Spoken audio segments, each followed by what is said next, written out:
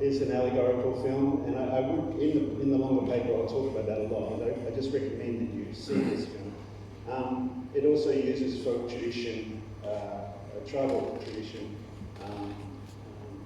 footage, and Ghatak and Ray's background, actually, and other films he makes, draws on that folk tradition in a big way.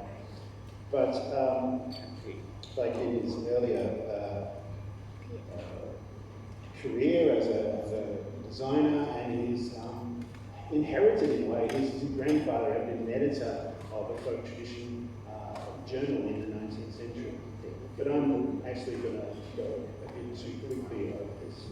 His film on Vietnam is a little bit like too allegorical in a way. It's a not quite dialectical engagement, but it follows a pattern of many of his other films, like Quy Nhon and Bhagavan, which he made a few years later. In a way, his short film, it's only 12 minutes, done for PBS, was a rehearsal for his larger comedy about Quy Nhon. But I'm not going to get into that. I just recommend it you see. Instead, the old fogey. Why Richard Ghatak wants to not be an old fogey is his critique of exoticism. He doesn't want to make a film that will turn the struggle into something cultural. And I take this as an important intervention, actually. He's talking to young writers, young theatre people, and possibly young filmmakers. He's a teacher of film. And he follows up this kind of critique of how we represent culture in a very interesting way. I think something we can learn from. I mean, there's a tradition of critiques of exotica, which I've done myself. And I think we can refer to Back Ho again, his criticism of the way Vietnam had been represented in French media.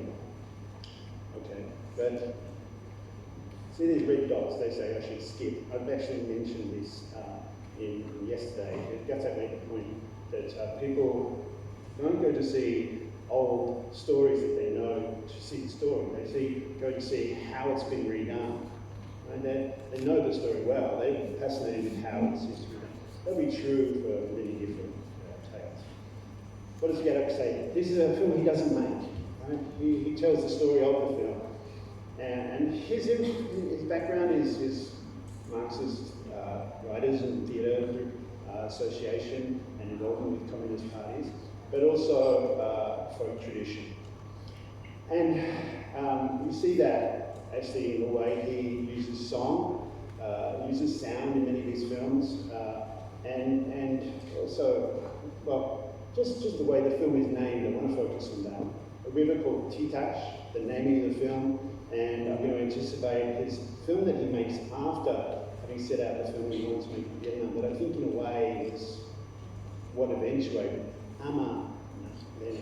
Right, and you'll see why I focused on calling him names in Ama. So his unmade film doesn't give us the audio, but he describes it in detail. And think how important audio is for all of Ghatak's films. If you've seen Cloud Cut Star, Megadakatara, the scream at the end will echo. But also the opening song. In his description of the film he wants to make on Vietnam, it's really a soundscape. He talks about the voice, he talks about the sick child crying, the whistle that comes over a child's wailing because there's a political incident, and the sound of rockets. He's going to show this over stills of the film. It's a very Bengali thing to include stills in feature films. But it's a soundscape. So I'm really interested in that because the big sound that will be in the film is the huge slogan in Bengal at the time, which is Tomanam, Amanam, Vietnam. The reiteration of the word name. Remember, I already mentioned naming and so on. And this, your name, my name, Vietnam, is the claiming of the Vietnamese Revolution for the world revolutionary movement.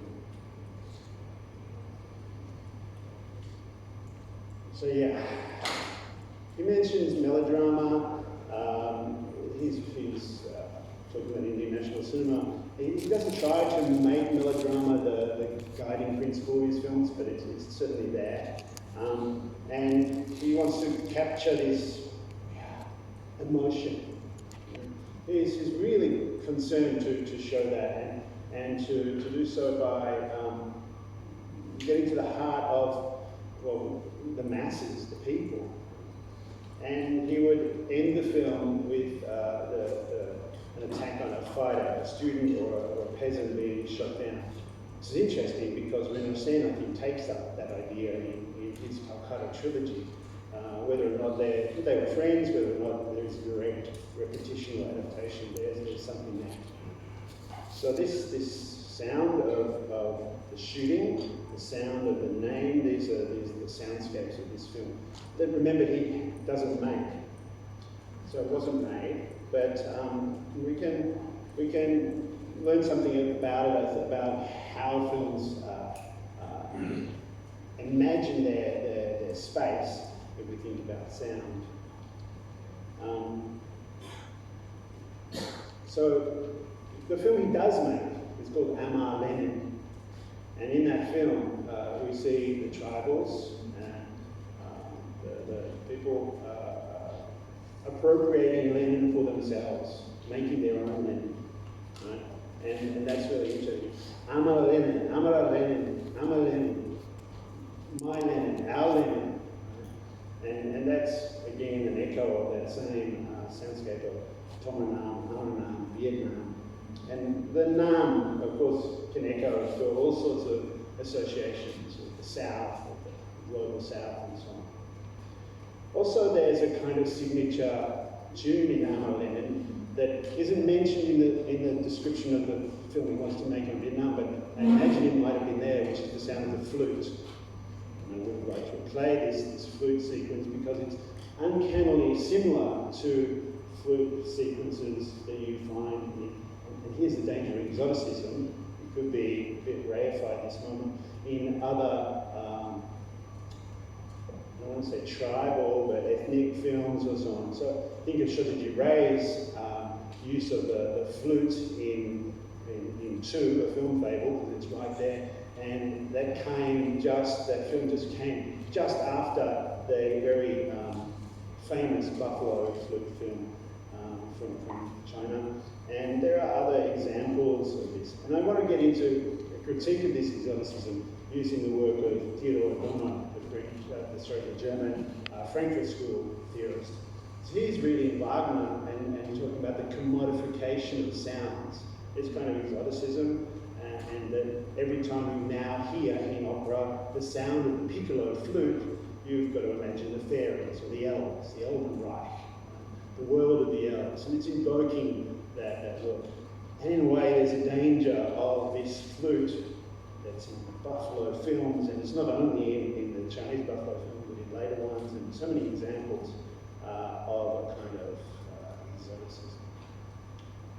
So, I'm going to skip the Buffalo stuff in Apocalypse Now, and maybe even the Legion film, and talk about how the other problem with this slogan, Vietnam, is that it's been adopted by the far right now in India as well. And Marxism has been under threat in Bengal. The Marxist government was defeated in elections 9 years ago.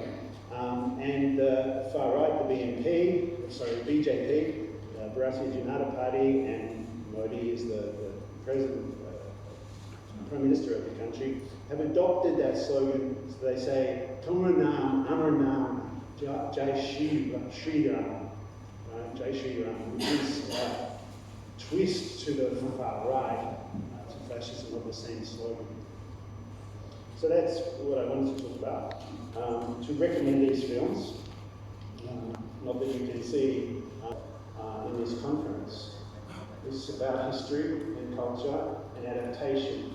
And I haven't heard much so far until the last discussion, really, where it kind of erupted, and it's obvious we've got a lot further to go with that one, and I encourage it.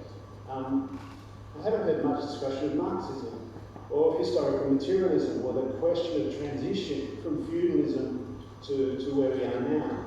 And I think that's really important for how we think about history. I mean, the sketch that Marx sets out for the transition in Europe isn't one that will play out in this part of the world without differences, but nonetheless, there's plenty of theorists in this country who talk about transition and historical materialism, and it seems like a super relevant topic for this conference. And I wonder why people are skirting around it, or if they're skirting around it, because I know background of nearly everyone here is Mark Lenin studies. So I just want to end with that.